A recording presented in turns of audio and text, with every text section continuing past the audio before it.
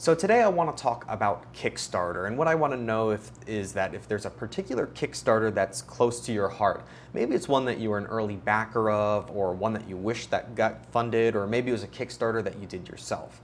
I want to talk about a particular Kickstarter that's close to my heart, and in order to do that I have to rewind a bit and go back to Maker Faire Bay Area 2012. And by the way, if you've never been to a Maker Faire before, I highly recommend checking them out. They're all over the world now. There are mini makers all over the world, and if you can, go to the two main Maker Fairs, Maker Faire Bay Area, which is in May, and World Maker Faire New York, which is in September. You see some incredible stuff there. I want to talk about the incredible stuff I saw at Maker Faire Bay Area. I was walking around and I saw LA Crash Space's booth, a hackerspace in LA. They had lots of incredible things, but there was one thing in particular I saw that just stopped me in my tracks. It was a kinetic sculpture that looked a lot like a split flap display. You know, those train station signs that have the flipping letters that say what train is arriving or boarding or whatever. This was an animation that was playing as a split flap display. So instead of letters or numbers, there were frames in an animation. So you're able to see the pictures physically moving and flipping, you know, from one picture to the next, but then you're also seeing an animation playing before your eyes, and I thought that was so cool. So picture, you know, galloping horses and so on, just like Edward Muybridge's early animation. I thought it was so cool, and I got to talk to the makers, the creators, the artists, Mark and Wendy, and they showed me how they worked and what they, you know, what went into making them. There was a lot of custom parts. It was a lot of like old printer stepper motors and so on that were driving them, and it was really an art piece. But I really liked it, and we got talking about, well, wouldn't it be cool if this could be a kit that people could make their own version of this? And that, so, you know, whatever, they talked about it, and I also wanted to show that I like their art pieces so much that this is the latest issue of Make. This is volume 33. Here's the article here, Split Flap Storytelling. This is about their art pieces. But they also recently, not recently, but in October, they did a Kickstarter for a kit version of it, and they wanted $5,000. And they blew that goal away.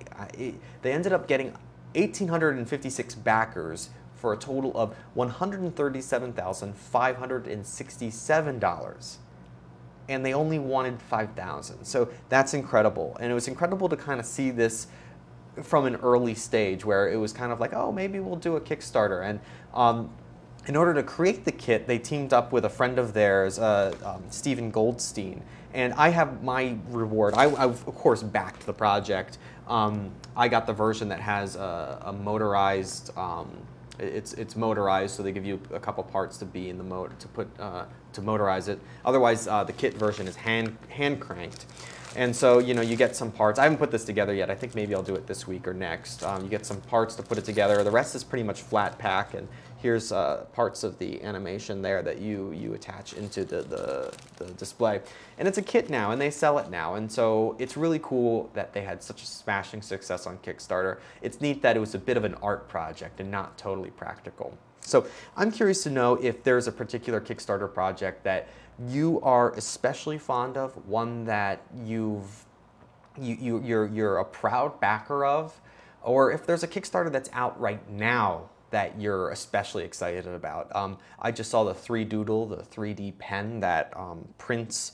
It's just like a 3D printer filament extruder, and instead of it being on sort of a CNC gantry device, it actually is just one that you hold in your hand, and you can kind of draw your creations out. I thought that looked pretty cool. That went over like gangbusters and got backed like that. I think it was a matter of hours that got backed. So that's pretty cool. I want to thank you guys for watching these videos. As I said in the past couple of videos, this is one big experiment to see how I can do, and maybe this is an interesting format for the future. I appreciate all the feedback I've gotten. I've gotten emails, tweets, I've gotten comments. I really appreciate them.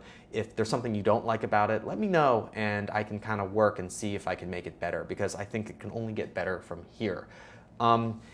Yesterday I did a video about encyclopedias and what I think about the fact that we don't have them in the home. If that's something that interests you, check out my other videos to see that. I got some incredible feedback about that. Read the comments on them, they're great. So thank you for watching, thank you for being a part of this experiment, and I'll see you again tomorrow. Bye.